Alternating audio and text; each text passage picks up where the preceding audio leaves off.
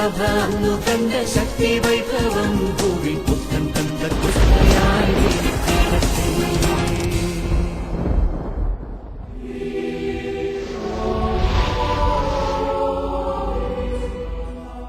നിങ്ങളെ അഭിസംബോധന ചെയ്ത് ദൈവത്തിൻ്റെ ദൂത് അറിയിക്കാൻ ദൈവം നൽകുന്ന ഈ വലിയ അനുഗ്രഹത്തെ ഓർത്ത് എൻ്റെ മനസ്സിൽ ഒരുപാട് ആനന്ദവും അഭിമാനവുമുണ്ട്. വാത്സല്യമുള്ള സഹോദരങ്ങളെ, ഈ എപ്പിസോഡിൽ നിങ്ങളോട് സംസാരിക്കുമ്പോൾ കഴിഞ്ഞ ദിവസങ്ങളിൽ ഞാൻ കണ്ടുമുട്ടിയ ഒരു പുസ്തകമാണ് ഈ എപ്പിസോഡിലേക്കുള്ള പ്രമേയം തിരഞ്ഞെടുക്കാൻ എൻ്റെ മനസ്സിനെ പ്രചോദിപ്പിച്ചത്.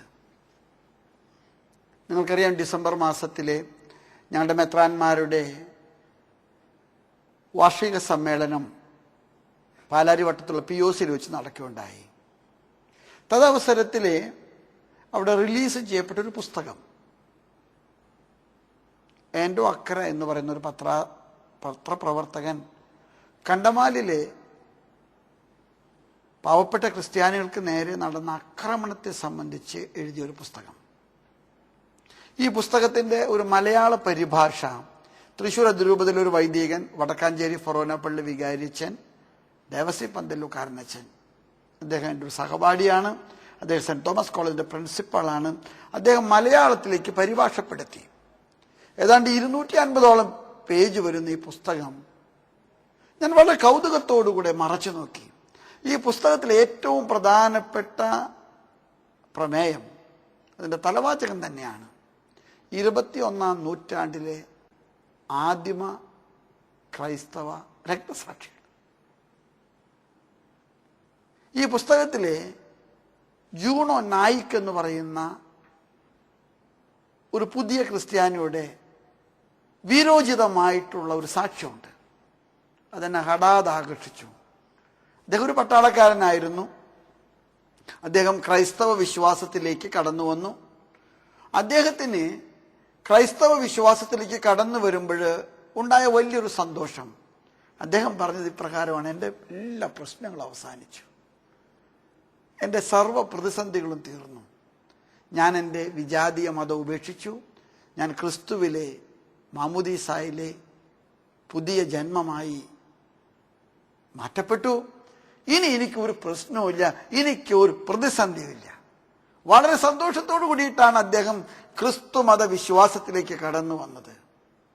അദ്ദേഹം ആ പുസ്തകത്തിൽ രേഖപ്പെടുത്തിയിരിക്കുന്ന വാക്കുകൾ വികാരനിർഭരമാണ്. അദ്ദേഹം പറയുകയാണ്, ക്രിസ്തുവിന്റെ ശിഷ്യത്വം സ്വീകരിച്ചപ്പോഴാണ് എൻ്റെ ജീവിതത്തിലെ ആദ്യമായിട്ട് പ്രതിസന്ധികളുടെ കൊടുങ്കാറ്റ് ആഞ്ഞടിച്ചത്.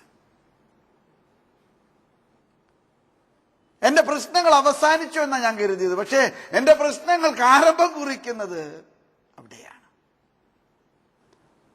ഈ ജൂണോ നായിക്കിൻ്റെ ഈ സാക്ഷ്യം വായിച്ചപ്പോൾ ബെനഡിക്ട് 16 മാർപ്പാപ്പ ഈ വിശ്വാസവർഷത്തോടനുബന്ധിച്ച് കഴിഞ്ഞ ഞായറാഴ്ച തന്നെ കാണാൻ വന്ന വിശ്വാസിഗണത്തോട് മാർപ്പാപ്പ പറഞ്ഞൊരു വലിയ ഉപദേശമുണ്ട്. മാർപ്പാപ്പ പറഞ്ഞു, ഈ കാലഘട്ടത്തിൽ വിശ്വാസം നേരിടുന്ന ഏറ്റവും വലിയ പ്രതിസന്ധി എന്ന് പറയുന്നത് പ്രതിസന്ധികളുടെ നേരെ പ്രത്യാശ നഷ്ടപ്പെടുന്നതാണ്. പ്രതിസന്ധികൾ ഉണ്ടാകുമ്പോൾ എന്തോ ഭയാനകമായിട്ടുള്ള അപകടം സംഭവിച്ചു എന്നതുപോലെ നിരാശരായിട്ടുള്ള മനുഷ്യരുടെ എണ്ണം വർദ്ധിക്കുകയാണ്. ജൂണോ നായിക്കിന്റെ വാക്കുകൾ മറ്റു വിധത്തിൽ ഞാൻ കടമെടുക്കുകയാണ്. ഞാൻ ക്രിസ്ത്യാനി ആയതുകൊണ്ട് എൻ്റെ എല്ലാ പ്രശ്നങ്ങളും അവസാനിച്ചു എന്നാണ് ഞാൻ കരുതിയത്. പക്ഷെ എൻ്റെ പ്രശ്നങ്ങൾ ആരംഭിച്ചുവെന്ന് ഇപ്പോഴെനിക്ക് ബോധ്യമായി. എന്നെ കേൾക്കുന്ന എൻ്റെ സഹോദരങ്ങളോടൊക്കെ ഈ പ്രമേയം വ്യാഖ്യാനിക്കുമ്പോൾ എനിക്ക് നിങ്ങളുടെ മുൻപിൽ വയ്ക്കാനുള്ള ഒരു സുവിശേഷ ഭാഗമുണ്ട്.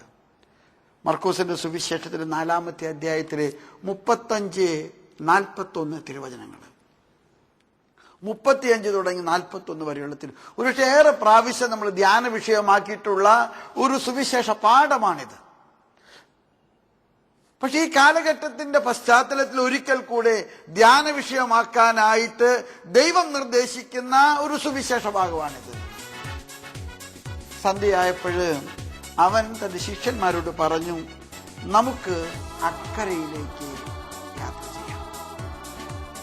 നമുക്ക് അക്കരയിലേക്ക് യാത്ര ചെയ്യാം. ശിഷ്യന്മാരുടെ തോണിയിലെ അവൻ കയറി അക്കരയിലേക്ക് യാത്ര പുറപ്പെട്ടു. സ്നേഹമുള്ളവരെ, ഞാൻ ഈ പ്രയോഗത്തെ ഒന്ന് വ്യാഖ്യാനിക്കാൻ ആഗ്രഹിക്കുകയാണ്. ക്രൈസ്തവ ജീവിതം അക്കരയിലേക്കുള്ള യാത്രയാണ്. നമ്മുടെ ജീവിതം ഒരു വലിയ തീർത്ഥാടനമാണ് പ്രിയമുള്ളവരെ. ഒരു ക്രിസ്ത്യാനി ഈ ലോകത്തിലെ കുടികിടപ്പുകാരനാണ്. ഈ ലോകത്തിലെ കുടിവിടവിട്ട് ക്രൈസ്തവ വിശ്വാസത്തിന്റെ വലിയ കാഴ്ചപ്പാടുകളിലേക്ക്, സ്വർഗത്തിലേക്ക് കണ്ണ് നട്ട് യാത്ര ചെയ്യുന്നവനാണ് നമ്മൾ. അതുകൊണ്ട് തന്നെ ക്രൈസ്തവ വിശ്വാസത്തിന്റെ ഏറ്റവും മൗലികമായിട്ടുള്ള മൂലക്കല്ല്, അല്ലെങ്കിൽ ക്രിസ്തു വിശ്വാസത്തിന്റെ ശിഷ്യത്വത്തിന്റെ സൗധത്തിന്റെ മൂലക്കല്ല്, ഞാൻ ഈ ലോകത്തിലെ കുടികിടപ്പുകാരനാണ്, എന്റെ തറവാട്ട് സ്വത്ത് പരലോകത്തിലാണെന്നുള്ള കാഴ്ചപ്പാടാണ്. ഇന്ന് വിശ്വാസത്തിന് നേരിടുന്ന ഏറ്റവും വലിയ പ്രതിസന്ധി എന്ന് പറയുന്നത് ഈ ലോകം കൊണ്ട് എല്ലാം അവസാനിപ്പിക്കാനുള്ള വെപ്രാളമാണ്. ഇവിടെ പെട്ടകം പണിയുന്നവരുടെ കഥയൊക്കെ നിങ്ങൾക്കറിയാം. ഇവിടെയാണ് എല്ലാം അവസാനിക്കാൻ പോടുന്നത്. ഇല്ല മക്കളെ, ഒരിക്കലും ഇല്ല. ഞാനും നിങ്ങളും അക്കരയിലേക്ക് യാത്ര ചെയ്യുന്നവരാണ്. വിശ്വാസവർഷത്തോടനുബന്ധിച്ച് പരിശുദ്ധ പിതാവ് ബെനഡിക്ട് 16 മാർപ്പാപ്പ നമുക്ക് നൽകിയിരിക്കുന്ന കോട്ട് ഓഫ് ആംസ്, മുദ്ര നിങ്ങൾ കണ്ടിട്ടുണ്ടാകാം. അതൊരു കപ്പലിന്റെ ചിത്രമാണ്. ഒരു കപ്പലിൽ യാത്ര ചെയ്യുന്നവരാണ് നമ്മൾ, ക്രിസ്തുവിനോട് കൂടെ യാത്ര ചെയ്യുന്നവരെ. ക്രൈസ്തവ സമൂഹം തീർത്ഥാടകരാണ്. ഈ ലോകത്തിലെ മരുഭൂമിയിൽ നിന്ന് ചെങ്കടൽ കടന്ന് പരലോകത്തിലേക്ക്, നിത്യതയിലേക്ക്, സ്വർഗത്തിലേക്ക് കണ്ണും നട്ട് യാത്ര ചെയ്യുന്നവരാണ്. അതുകൊണ്ട് വിശ്വാസത്തിന്റെ കണ്ണുകള് വീക്ഷിക്കുന്നത് സ്വർഗത്തിലേക്കാണ്. സ്വർഗത്തെക്കുറിച്ചുള്ള ചിന്തകളില്ലെങ്കിൽ പിന്നെ ഈ ലോക ജീവിതത്തിന് ലക്ഷ്യമില്ല. ഈ ലോക ജീവിതത്തിന്റെ ലക്ഷ്യം സ്വർഗമാണ്. സ്വർഗം അവിടെ എത്തിച്ചേരാനുള്ള ആഗ്രഹമില്ലാത്തവന് ഈ ലോകം ഒന്നുമല്ല. ഈ ലോകത്തിലെ വെല്ലുവിളികൾക്ക് അർത്ഥമില്ല. ഈ ലോകത്തിലെ പ്രതിസന്ധികൾക്ക് അർത്ഥമില്ല. ഈ ലോകത്തിലെ ബുദ്ധിമുട്ടുകൾക്ക് അർത്ഥമില്ല. ഞാനും നിങ്ങളും അക്കരയിലേക്ക് യാത്ര ചെയ്യുന്നവരാണ്. ഈ സുവിശേഷത്തിലെ രണ്ടാമത്തെ വാക്കുകൾ ഞാൻ വ്യാഖ്യാനിക്കാൻ ആഗ്രഹിക്കുകയാണ്. അപ്പോൾ വലിയൊരു കൊടുങ്കാറ്റുണ്ടായി. എത്രയോ മനോഹരമായിട്ടുള്ള ഒരു പ്രയോഗമാണ്. അപ്പോൾ വലിയ ഒരു കൊടുങ്കാറ്റുണ്ടായി. സ്നേഹമുള്ളവരെ, ജൂണോ നായിക്ക് പറഞ്ഞു വളരെ സത്യമാണ്.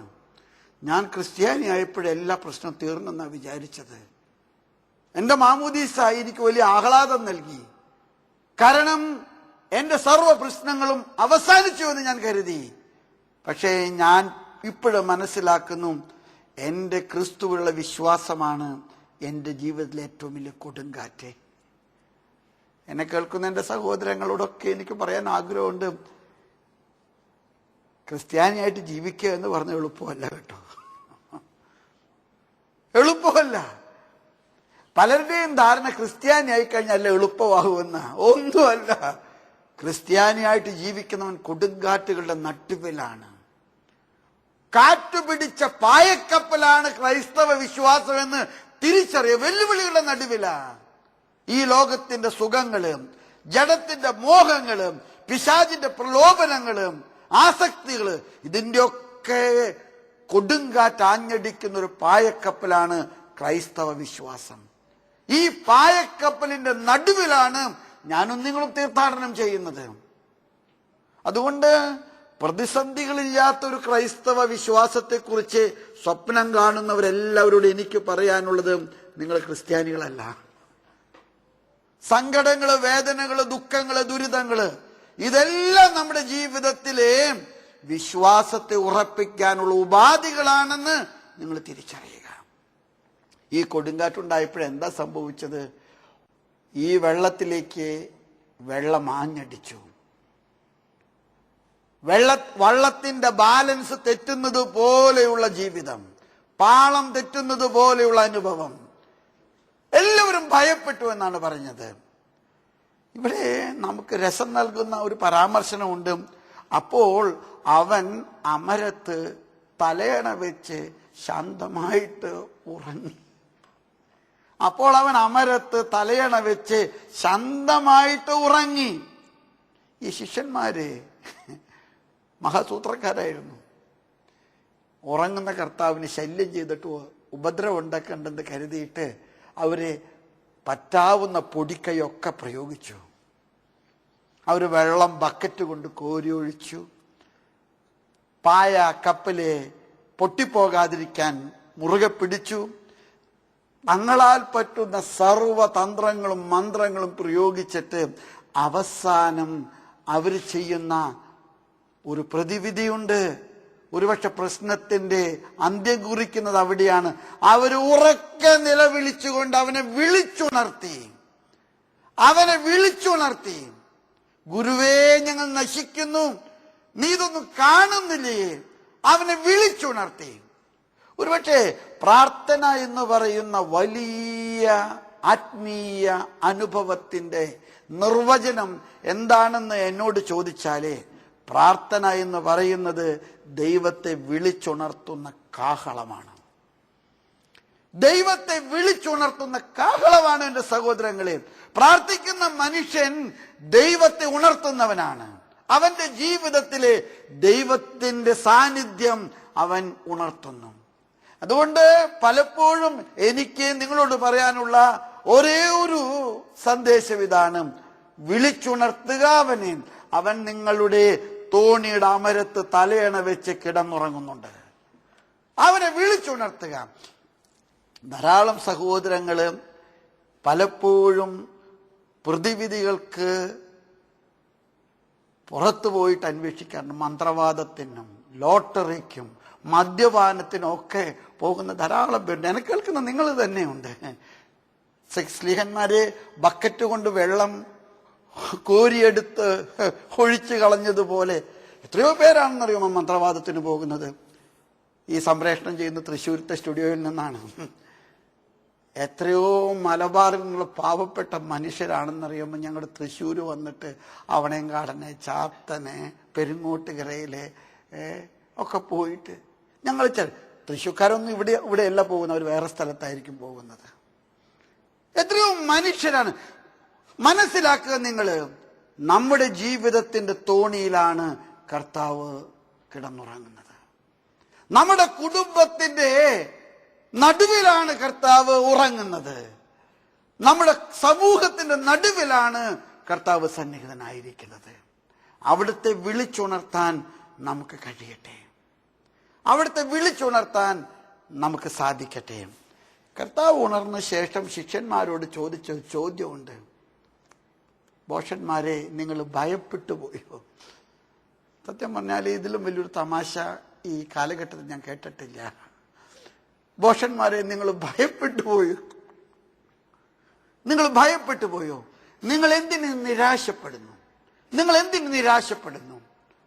ഇതൊക്കെ സംഭവിക്കുന്നത് എന്തുകൊണ്ടാണെന്ന് നിങ്ങൾക്ക് തിരിച്ചറിയാൻ കഴിവില്ലേ? അവൻ കടലിനെ ശാസിച്ചു, കടൽ ശാന്തമായി. അവൻ ശാസിച്ചത് കടലിനെ മാത്രമല്ല, അവൻ ശിഷ്യന്മാരെ ശാസിച്ചു. അവൻ പറഞ്ഞു, നിങ്ങൾ എന്തുകൊണ്ട് ഭയപ്പെട്ടു പോയി? നിങ്ങൾ ഭയപ്പെടാൻ പാടില്ല. സ്നേഹമുള്ളവരെ, വിശ്വാസ ജീവിതത്തിന്റെ ഏറ്റവും വലിയ കാഴ്ചപ്പാട് പ്രത്യാശയാണ്. കുറച്ച് നാളുകൾക്ക് മുൻപ് ഞാൻ ഒരു രൂപതയിൽ വൈദികരെ ധ്യാനിപ്പിക്കുമ്പോൾ വളരെ ചെറുപ്പക്കാരനായിട്ടുള്ള ഒരു അച്ഛൻ, കാണാൻ വളരെ സുമുഖനായ ഒരു അച്ഛൻ, ഒരുപാട് പഠിപ്പുള്ളൊരച്ഛൻ, അച്ഛനെ കുറിച്ച് ഒരുപാട് മോഹങ്ങള്, സ്വപ്നങ്ങള് രൂപതയ്ക്കുണ്ട്. അദ്ദേഹം കണ്ണുനീരോടുകൂടെ എന്നോട് പറഞ്ഞു, പിതാവേ, എനിക്ക് വേണ്ടി പ്രാർത്ഥിക്കണം. ഞാൻ ചോദിച്ചു, ഞാൻ പ്രാർത്ഥിക്കുന്നുണ്ടല്ലോ. അദ്ദേഹം പറഞ്ഞു, വൈദിക വൃത്തിയിൽ പിടിച്ചു നിൽക്കാൻ കൃപയ്ക്ക് വേണ്ടി പിതാവ് പ്രാർത്ഥിക്കണം. ഞാൻ ഒരുപാട് പരീക്ഷിതനാണ്, ഞാൻ ഒരുപാട് പ്രലോഭനങ്ങളുടെ നടുവിലാണ്. എന്നാണോ ഈ മൺപാത്രത്തിലെ നിധി താഴെ വീണ് തകർന്നു പോകുന്നത് എന്ന് ഞാൻ ഭയപ്പെടുന്നു. പിതാവ് എനിക്ക് വേണ്ടി പ്രാർത്ഥിക്കണം. ഞാൻ ആ വൈദികനെ ചേർത്ത് പിടിച്ചിട്ട് കരങ്ങൾ ശിരസിൽ വെച്ചുകൊണ്ട് അദ്ദേഹത്തോട് പറഞ്ഞു, കുഞ്ഞെ മനസ്സിലാക്കുക, നീ പീഡിപ്പിക്കപ്പെടുമ്പോൾ, നീ പരീക്ഷിക്കപ്പെടുമ്പോൾ കർത്താവ് നിന്റെ കൂടെയുണ്ടെന്ന് തിരിച്ചറിയുക. കർത്താവ് നിന്റെ പൗരോഹിത്യ ജീവിതത്തിന്റെ തോണിയില് അമരത്ത് തലയണ വെച്ച് കിടക്കുന്നുവെന്ന് നീ തിരിച്ചറിയുക.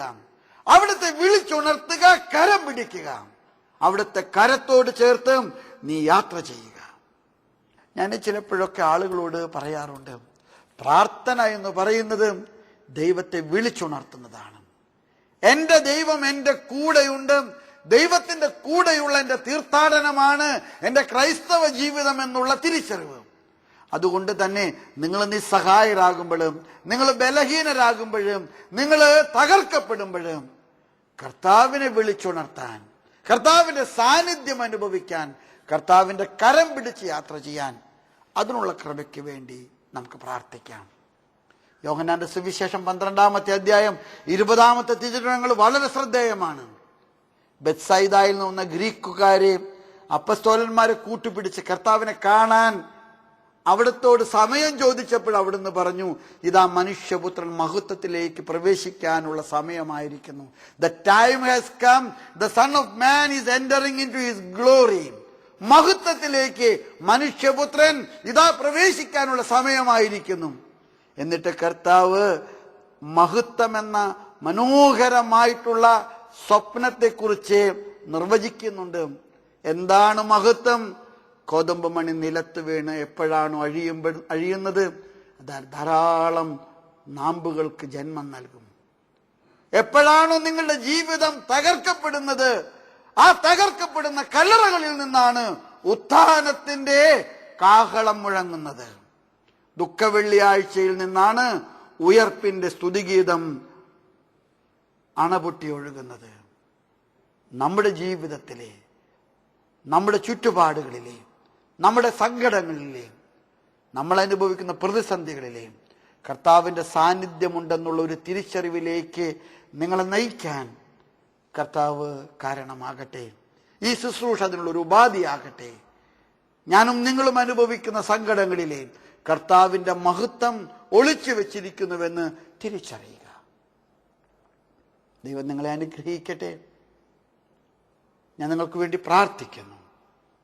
നമുക്കൊരു നിമിഷം കരങ്ങൾ കുപ്പി കണ്ണുകൾ അടച്ച് നമ്മളായിരിക്കുന്ന സ്ഥലങ്ങളിലെ ഈ ശുശ്രൂഷകളിലൂടെ നമ്മെ സ്പർശിക്കുന്ന കർത്താവിനെ നന്ദി പറയാം.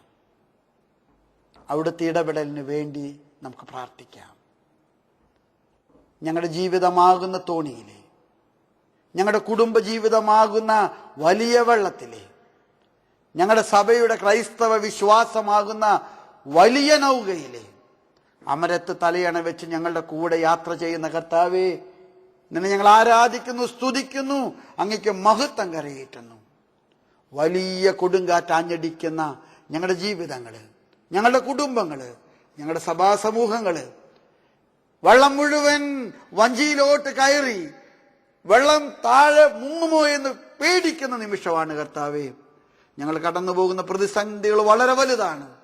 വ്യക്തിപരമായ പ്രതിസന്ധികള്, കുടുംബപരമായിട്ടുള്ള പ്രതിസന്ധികള്, സഭാ സമൂഹത്തിൻ്റെതായിട്ടുള്ള ദുഃഖങ്ങള് എല്ലാം കർത്താവെ തിരുസന്നിധിയിൽ ഞങ്ങൾ സമർപ്പിക്കുന്നു. കരുണ കാണിക്കണമേ കർത്താവേ. നിന്റെ ആത്മാവിനെ ഞങ്ങൾക്ക് വർഷിക്കണേ.